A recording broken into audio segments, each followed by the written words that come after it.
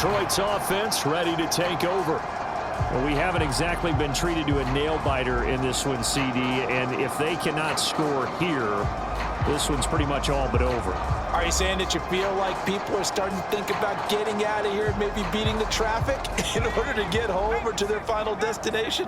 Yeah, I don't think there's a whole lot of reason to hang around, especially if they can't score here. Yeah, you're right about that, because it has been pretty clear who the better team has been in this one. And in a league that we talk about every game being a one-score game as we go into it, watching this blowout, let's just say it's been unusual. To throw on second down, Stevens. Got his man complete over the middle. It's Armstrong. The result, only 4 yards there on the play. And it makes it 3rd down and 2 yards to go. Fired that one in there, able to make connection on a nice in route. With those faster passes when they're going that fast, any hesitation as a quarterback that the deflection, if you miss, might be bigger and lead to an interception? Yeah, and the deflection works both ways. Maybe a defender gets a hand in the way and it pops in the air. And sometimes you throw it so hard your receiver can't handle it, and he pops it up in the air for the defenders to grab as well. But a moot point there as they were able to connect. Throwing on 1st down. Stevens. Pressure comes and down he goes. It'll be a loss of 7 on the sack, and it brings up 2nd. Well, someone's closing in on the league lead in sacks. He came into the game in the top 5. Now you add 2 more to his total.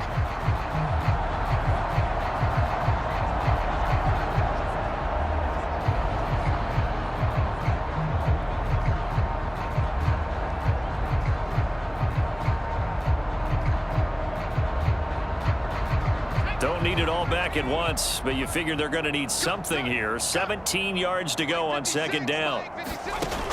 Operating from the gun. Stevens over the middle, complete. It's Armstrong. And he'll be taken down, but not before they work it across midfield. That one good for 20 on the catch and run. And as they come to the line, they will not be able to get off another play as time has run out on this 3rd quarter. You are watching the NFL on EA Sports.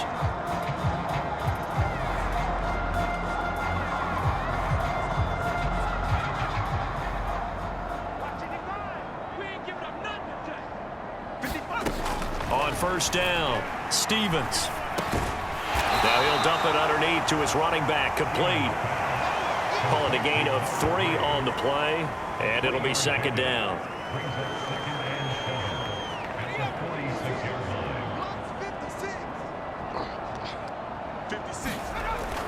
Back to throw. Stevens. And oh, he took that in one-handed. What a grab. The Lions passing game in sync now. They've got another 1st down. And he's top 5 in the league in terms of receiving yardage because of plays like that. What have you seen from him on film that you like so much? Well, I'll strip away everything else and get to what we call the moment of truth. When the ball's arriving and there's a defender there, he just comes down with the ball. He competes and takes it away. Great hands, great ability to finish the catch. Can't get away, and he's taken down. It'll be a loss of 10, and it'll bring up 2nd. Guys with his talent in the pocket aren't supposed to be getting hit like this, and you know an intense conversation with the offensive line is going to occur after this one. Might not be from him, but the offensive line coach will have plenty to say about this game. They lead big, and a major part of that has been how they've taken their play to a whole new level this 2nd half. No points allowed since the break, and you can add another incompletion to the total number that they forced in this runaway contest. Throwing on 3rd and long. Stevens. The defense gets a hand on it, but he still grabs it. And they're going to be set up down around the 15-yard line. A real letdown defensively. That was 3rd and a bundle, but they allow the conversion. And with this game well in hand, perhaps we are seeing the coverage lighten up a little bit as they got burned there a bit for a 1st down. Well, we certainly know the coach isn't happy along the sideline because he certainly wants them to finish this one out the way they started it. He doesn't want to give up any soft completions, no late points. He wants his lead to stay right where it is. Line of scrimmage, the 15. It's 1st and 10. One back in the backfield, he'll get the carry. This carry, despite the extra effort, will be stopped short of the 10.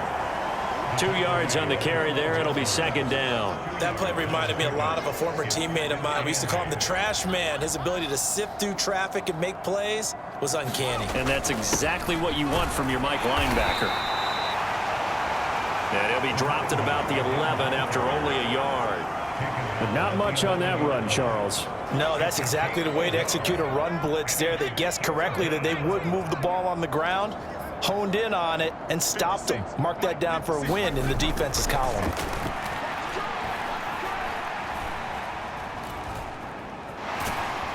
And time finally runs out. He can't get rid of the football, and he's taken down. The defense rising to the challenge and setting him back on the sack.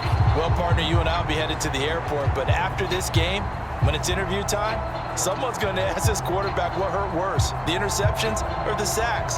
His whole day, it's been rough. Barring a miraculous comeback, this offense is going to win this game, but he's probably going to say what hurt most is the loss. And they're indeed going to go for it here on 4th down. So trailing here in the last quarter, let's see how this plays out. As expected, they're going for it to keep the drive alive. Work in the middle of the field, and he's got a man complete. And they will touch him down, but not before he gets the first. No reason not to try it there, and they do indeed convert on 4th. Looking to throw. Stevens. And a big loss here as he's taken down. Not the first and goal play they drew up. Multiple defenders in to bring him down to the ground. And they need to work to at least get some of this yardage back after the sack. 2nd and 19. They'll fake it on the jet sweep, and instead a handoff up the middle. And he'll get this down only to the 18. This defense has not surrendered a touchdown yet. You better believe they're determined not to here on 3rd and goal. Now here's a look for the end zone, but that one's going to wind up incomplete. Even with such a big lead late, the effort hasn't lapsed one bit. If the offense wants to score some points in this one, they're going to have to earn it. These guys are not giving up anything. Now they go for it on 4th, but this one is going to wind up incomplete. They can't hook up here on the 4th down pass attempt, and this long drive is going to wind up yielding nothing. The offense now at the line, ready for their next drive. Been a very strong performance for them, really, on both sides of the football. The turnover on downs the most recent example, and now, obviously, they're in a great spot here. Yeah, if you're over on the bench right now, you're shaking hands with your teammate, you're hugging him, give him a little dap. Been a big, big performance for them. Now you just don't get careless. Take care of the ball on the way out. They'll try and run some clock here as they keep it on the ground. And they'll take him down at the 31-yard line. 110 yards rushing now for the NFL leader coming into this ball game. No doubt those are the types of carries they're looking for here, Charles. The lead in the 4th quarter. This is when coaches that have a reliable running game, they breathe a little easier on the sideline. Yeah, they love the idea that they can take the air out of the football at this point of the game. That means they're really counting on that offensive line, counting on the runners, taking care of the football. Because you're going to tell your quarterback, hey, no time to be a hero. We're not going to throw it here. Just eat up that clock. And if you have the ball, they can't score. No gain on the play there. 2nd down. They've called his number a lot this afternoon. You wonder how much tread is left on those tires. We certainly do, but I always think back to one of my favorite coaches in the NFL. And he used to have a meeting with his running backs every year in the offseason and say, look, as many times as you're going to carry the ball, you should be able to carry it one more time, so make sure you get in shape. It'll go as a loss of a yard, so now they deal with 3rd and 11. Just 2 minutes remaining here in the 4th quarter of what has been a one-sided affair. What do they have for this? 3rd and 11. They'll drop to throw. And it's a short one here, complete to his tight end. And a pretty nice tackle there, ranging up from his free safety spot as he'll stop him about a yard short. They'll get 10 there, but it leaves him just short for 4th down. And on now is the punter, as he's on to punt for Chicago.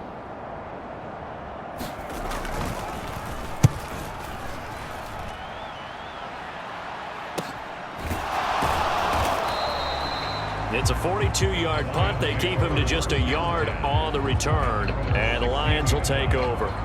And Detroit getting set to go now. Well, we said it at halftime that they would need a nearly perfect second half to erase that deficit that they were facing, CD. But unfortunately, the second half has pretty much been a carbon copy of the first. Yeah, that early lead was almost insurmountable the way their opponent was playing. And, partner, they do have some good news, though. This one is getting close to being over, and they can try and hit the reset button starting tomorrow. This game just keeps evolving and changing, doesn't it? You got a tight end who can move around a lot. Not necessarily using a big body on him. Sometimes you take a corner, a better cover guy, and put him on him and try and take him out of the game as we've seen in this one. You're exactly right. They've taken him out of the game. That was just his first catch. Big reason they're losing right now. A gain of 5, good enough for the first down. Well, that was a pretty favorable situation there. What would you call that? Second and manageable? Smart play, too. Didn't force it downfield when he didn't have it. Just checked it down, let him get the first down, and that's exactly what he did. And showcasing those strong legs on that run. Getting through one tackle. Now she winds up getting 8 there. You know what really fires up offensive linemen? When the guy that is carrying the ball behind them can create his own space and break a tackle along the way. The Lions will use the first of their timeouts as the clock will stop with just under 30 seconds left to go. Second and a couple. Operating from the gun, Stevens.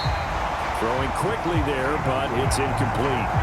Well, the trials and tribulations of being a quarterback in this league, it's tough. It's got to be wearing on him out there. Well, he has been sacked a number of times. He had an interception, so I'm going to give him a skosh of credit for hanging in there and trying to make something happen, despite the amount of pressure he's been under this entire game. After the incompletion, here now, 3rd and 2. Back to throw, Stevens. He's going to let it fly. That's incomplete, but there is a flag down, so hang on. A big call coming on 3rd down.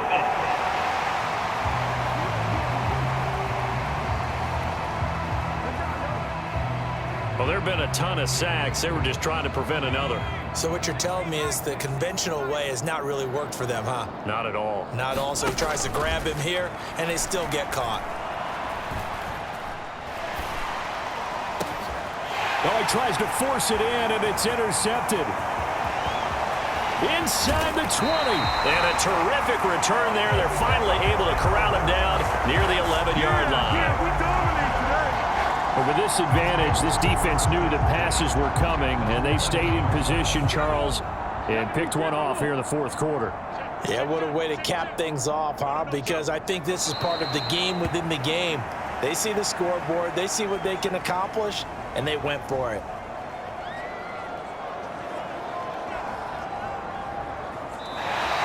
So plenty of smiles for the folks here as they head for the exits. It's a victory for their hometown guys. And it was their defense that really made the statement after the break. They pitched the second half shutout. Yeah, think about the team that just got vanquished. They did score in the 2nd quarter.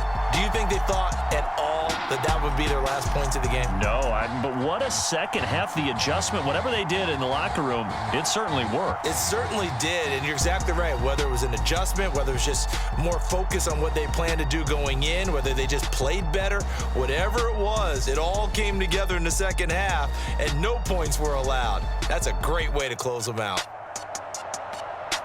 So for Chicago, they conclude the regular season with a final record of 11-6. And now they'll await the final seeding for the playoffs ahead. Meanwhile, for Detroit, the loss means they finish with a mark of 10 wins and 7 losses. And it's going to be finger-crossing time as we await the final shakedown of this year's playoff picture. So that'll do it for us. For Charles Davis and all our crew, I'm Brandon Gaudin.